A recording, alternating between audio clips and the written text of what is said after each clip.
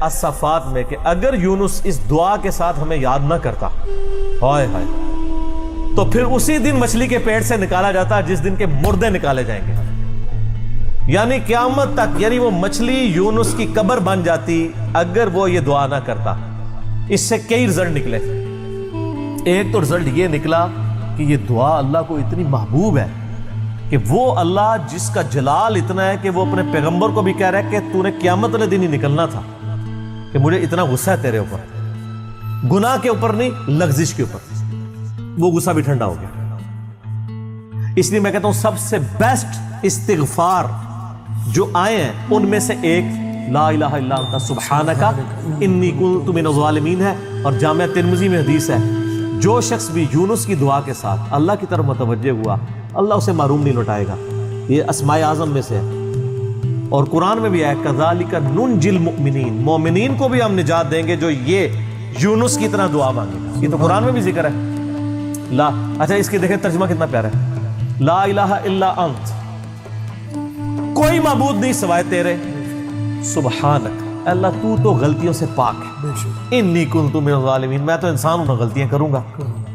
یار اس سے بہتر انداز ہو سکتا ہے کہ یا اللہ تو تو غلطی اس لیے نہیں کرتا کہ تو تو پاک ہے، تو پاک تو صرف تو ہے، مخلوق تو اس لیول پہ پاک ہو ہی نہیں سکتی، اس لیے ورنہ تو ہم مخلوق کو بھی سبحان پیغمبروں کے ساتھ بھی لگا رہے ہوتے ہیں۔ انسان جتنا بھی پرفیکٹ ہو پاک نہیں ہو سکتا۔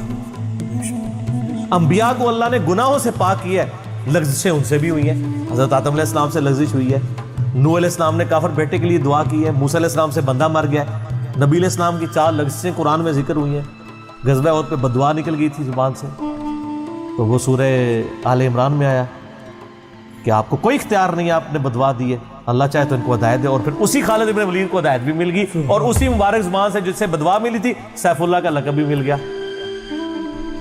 ٹھیک ہے، یہ سر اللہ کے اختیار ہے، پرفیکٹ صرف گاڈ ہے، اس کی کوئی مخلوق بھی پرفیکشن میں اس لیول پہ نہیں جا سکتی۔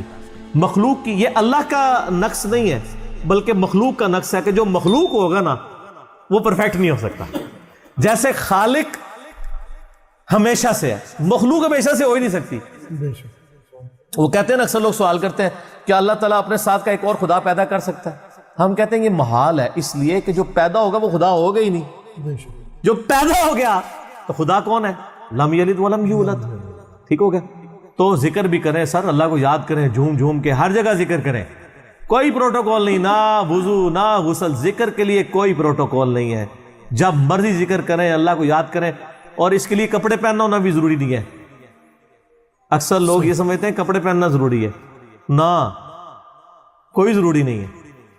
بعض اوقات بندہ وضو کے لیے اندر چلا جاتا ہے، غسل کے لیے یا غسل کرتے ہوئے تو لوگ بسم اللہ نہیں پڑھتے ہیں، کپڑے پہن کے پھر بسم اللہ پڑھتے ہیں۔ سر اللہ اور بندے کا کون سا پردہ ہے؟ ٹھیک ہے، آپ کر سکتے